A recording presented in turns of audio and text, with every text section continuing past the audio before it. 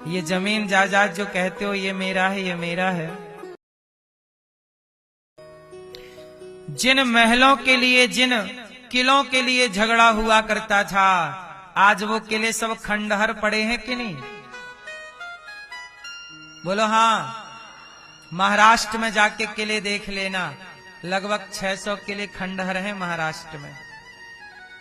मध्य प्रदेश में जाके देख लेना, लगभग 400 किले खंडहर हैं आज भी। राजस्थान में जाके देख लेना, लगभग 300 से अधिक किले खंडहर पड़े हैं राजस्थान में। और यहां वहां के किलों की आप देख लेना।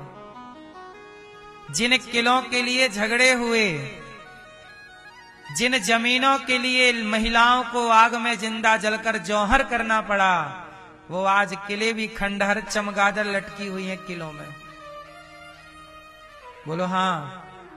चमगादड़ लटकी हैं और पक्षी अपना घोंसला बना रहे हैं। झाड़ू लगाने वाला भी उन किलों में अब कोई नहीं है।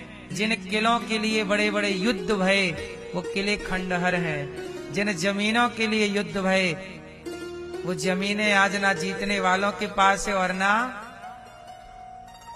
लड़ लड़ के चले गए। झूठे ईगो पाल लिया, एटीट्यूड पाल लिया जी, मर गए। क्या पाए? इतिहास साक्षी है साहब। इसलिए कहता हूं प्यार मोहब्बत से रहा करो। जिंदगी मिली है बिंदास जी लो। घमंड और अकड़ किस बात की है? ये घटनाएं हमें यही मैसेज देती हैं कि यार क्या पा लिया दुर्योधन ने लड़के, और क्या पा लिया अर्जुन ने जीत के।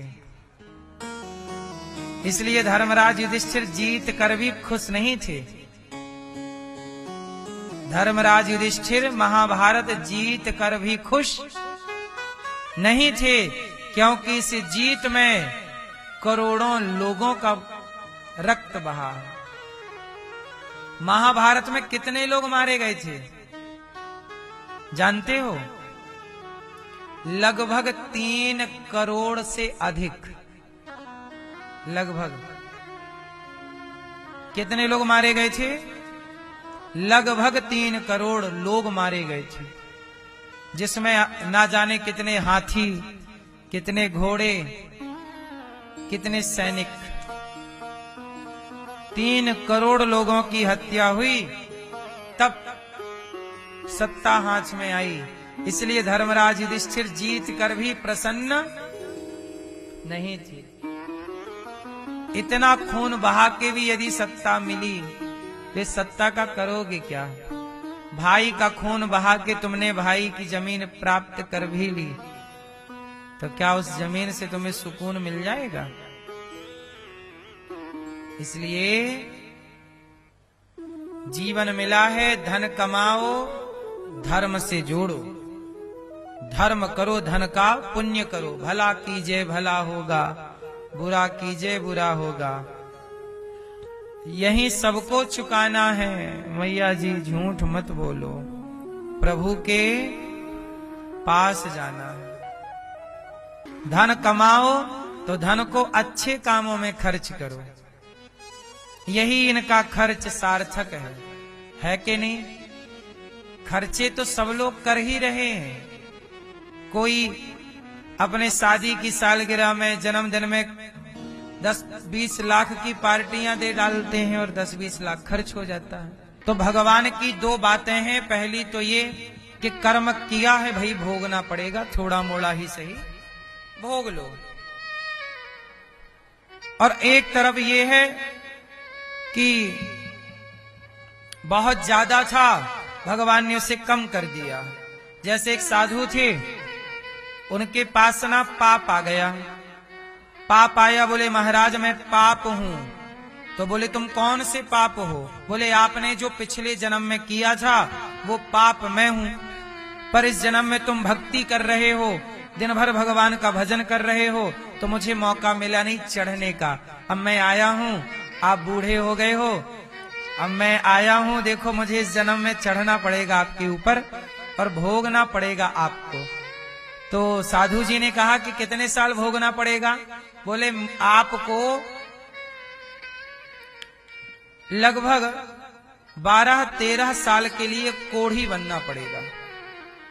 मैं पाप हूं और जैसे ही चढ़ूंगा आपको कोढ़ का रोग हो जाएगा। कोढ़ का रोग मतलब चमड़ी गल गल के गिर जाएगी और मावाद से पूरा शरीर गंदगी से भर जाएगा, दुर्गंध से। ये पाप जो रोग होते हैं ना, ये रोग नहीं है, पाप ही रोग बन के आ जाते हैं। पाप कैसे आते हैं? दुख बन के।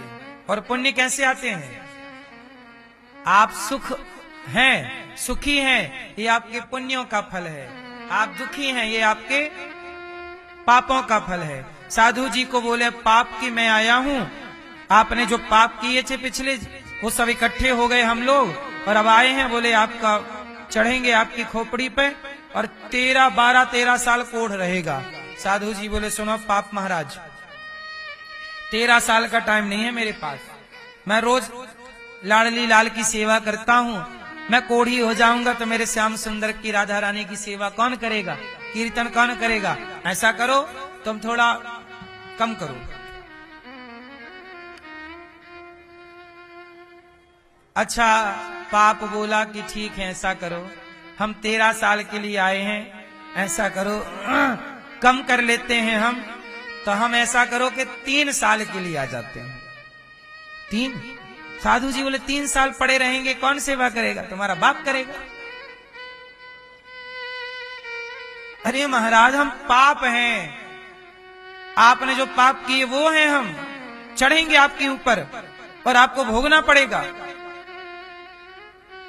साधु जी बोले कोई तुम्हारे बाप का राज चल रहा है यहाँ, हम जो दिन रात सेवा कर रहे हैं उसका क्या होगा? तुरंत साधु जी भगवान से बोले प्रभु यदि आपकी शरण में रह के भी मुझे पाप भोगना पड़ा तो आपकी शरण में रहने का फायदा क्या है? भगवान ने कहा, फिर पाप ने बोला, भगवान ने बोला होगा पाप से कुछ कम हो जाओ। तो अच्छा एक काम करता हूं, मैं 6 महीने के लिए आपके पास आता हूं। साधु जी बोले सुनो 6 महीने का टाइम नहीं है हमारे पास, हम खटिया में 6 महीने पड़े रहेंगे, सेवा नहीं होगी, इतना टाइम नहीं है, और कम करो। अब पाप तो बिल्कुल पानी पानी हो रहा है। पाप बोला अच्छा एक काम करो 6 दिन के लिए आता हूं।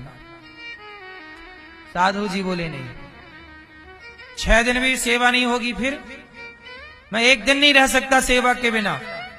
देखो भगवान की सेवा 1 दिन भी नहीं छोड़ो, कीर्तन भजन 1 दिन भी नहीं छोड़ो, वही भजन तुम्हारी रक्षा भी करेगा।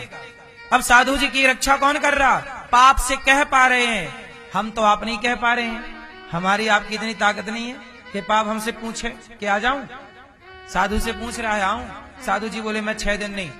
क्या करें महाराज?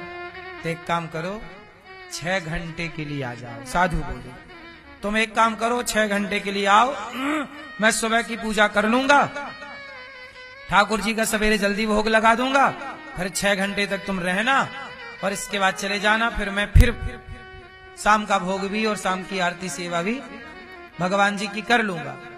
अब बात बन गई 6 घंटे में। कहां 13 साल का पाप था वो कहां जाके समाप्त हुआ? तो भगवान की शरण यही करती है कि 13 साल जो भोग भोगना था वो 6 घंटे में भोग के समाप्त हो जाता। ये कृपा है, ये शरणागति यदि है तो आपका 13 दिन का 13 मिनट में खत्म हो सकता है। अब वो साधु जी ने सवेरे की पूजा की और पाप को चेलों से बोला कि मैं 6 घंटे के लिए कितना भी चिल्लाऊं चीखूं, तुम लोग दरवाजा मत खोलना और मुझे देखना मत। सबको बाहर कर दिया, अपन घुस गए अंदर, प्रभु का नाम लेना स्टार्ट किया, भगवान का चिंतन शुरू किया। पाप आया और जैसे ही पाप आया अपार कष्ट शरीर में, चमड़ी गल गल के गिरने लग गई, मावाद हो गई, दुर्गंध आने लगी, ना खड़ा रहा जाए ना बैठे रहा जाए, अपार कष्ट शरीर में। पर वो सह रहे हैं चिंतन भगवान का।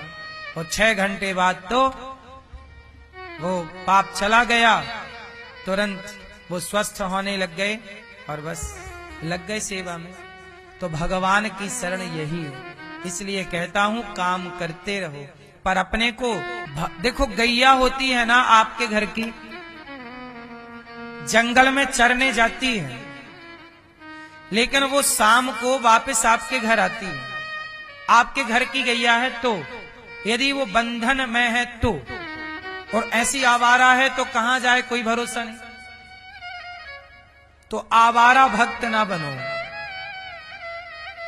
गाय यदि एक घर से बंधी है तो वो दिन भर कहीं रहे, शाम को अपने खूंटे पे आके अपने आप खड़ी हो जाती है। बोलो हाँ, ये बात सही है कि गलत है? आवारा मत बनो, भगवान के चरणों के खूंटे से बंधो।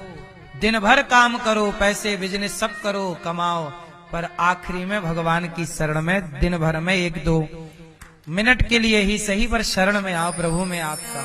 24 घंटे में 5 मिनट तो निकालो, जहां आप ये कह सको कि प्रभु में आपका हूं। जहां हो वहीं से याद करो। मुसलमान जहां होता है वहीं से अपने अल्लाह को याद कर लेता है, वहीं से इबादत कर लेता है, वहीं पे वो झुक के प्रणाम कर लेता है। जरूरी नहीं है कि आपको मंदिर ही जाना है, जहां हो वहीं से अपने प्रभु का ध्यान चिंतन करके कहते रहो कि हे प्रभु मैं आपको भूलूं नहीं, हे प्रभु मैं आपका हूं, आप मेरे हैं। आप लोगों ने भूला दिया, आपने अपनी क्रियाएं भूल गए। मेरी मां,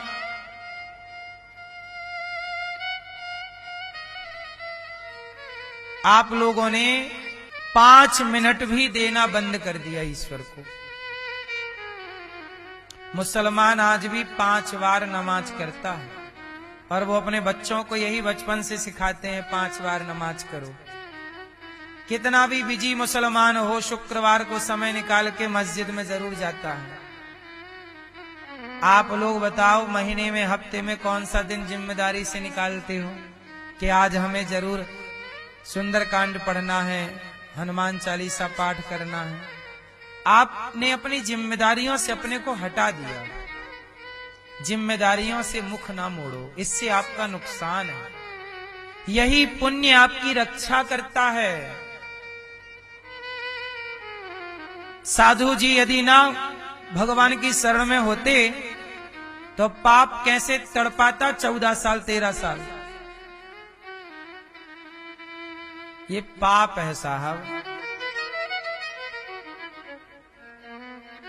इसलिए कहता हूं पाप से बचते रहिएगा, क्योंकि वो सिर चढ़ जाए और शरणागति ना होए तो फिर बड़ा रुलाता है। आज लोग परेशान क्यों हैं? देखो ना दुनिया में, भगवान की तरफ मुख नहीं है, सारी जिंदगी जिए, भगवान का चिंतन किया नहीं, मर गए। अब कष्ट पाएंगे तो चिल्लाएंगे। भगवान भक्तों के लिए तो गिरिराज जी उठाने को तैयार हैं। तुम शरण में तो आओ।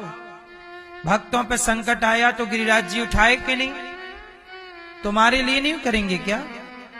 सबके लिए सब कुछ करते हैं भगवान। हमारी वैसी योग्यता तो हो।